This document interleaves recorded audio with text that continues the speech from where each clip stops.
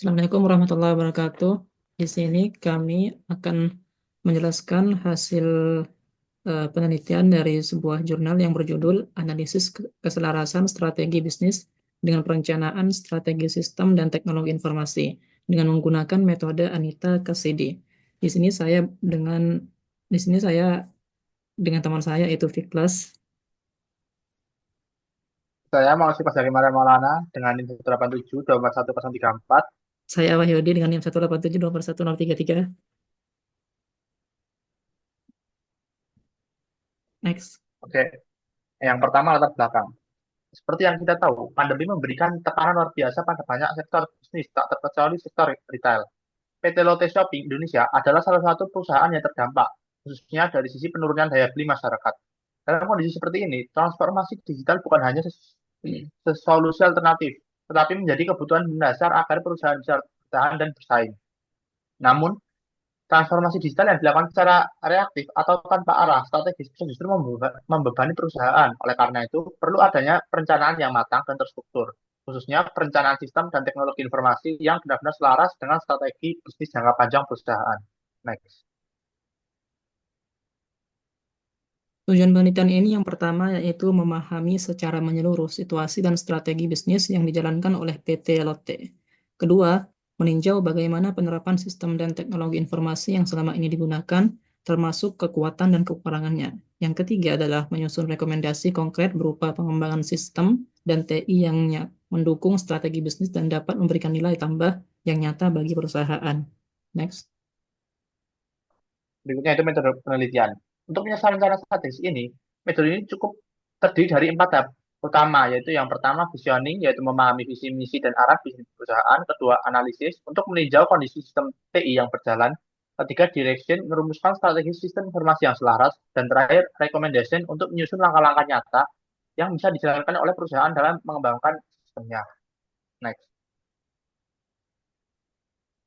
Dari hasil analisis yang menggunakan IFAS dan EFAS, diketahui bahwa PT Lotte berada dalam kondisi yang cukup prima.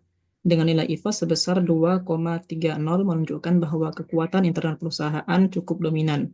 Sedangkan nilai EFAS sebesar 0,57 menunjukkan peluang eksternal yang masih bisa dimanfaatkan. Posisi ini menempatkan perusahaan dalam kuadran strategi progresif, artinya perusahaan tidak hanya bertahan, tetapi juga berpeluang untuk berkembang jika mampu memanfaatkan kekuatan dan peluang tersebut dengan strategi yang tepat. Next. Analisis sistem dan teknologi informasi. Di sisi lain, hasil analisis terhadap sistem dan teknologi informasi menunjukkan adanya ketimpangan. PT Loping, PT Lotte sudah menggunakan berbagai sistem seperti aplikasi pemasaran online, CRM, dan website. Tetapi sistem-sistem ini belum menjawab kebutuhan bisnis secara menyeluruh. Misalnya pengecekan barang masih dilakukan secara manual, yang tentu rawan kesalahan dan memperlambat proses. Proses pengawasan juga belum optimal dan sistem pemasaran belum terintegrasi dengan sistem pengiriman. Dalam era digital ini, dalam era digital saat ini, kelemahan seperti ini bisa berdampak besar terhadap efisiensi layanan pelanggan dan daya saing. Oleh karena Eh, itu, dari hasil analisis teridentifikasi 8 kebutuhan sistem. 3 di antaranya adalah sistem baru yang benar-benar belum ada, namun penting. Next. dari hasil yang kami lakukan perlu ada fitur yang ditambahkan. Yang pertama yaitu sistem armada pengiriman barang untuk mengatur distribusi logistik secara efisien dan terkontrol. Yang kedua adalah sistem untuk shipping tracking system agar pelanggan dapat memantau status pengiriman secara langsung.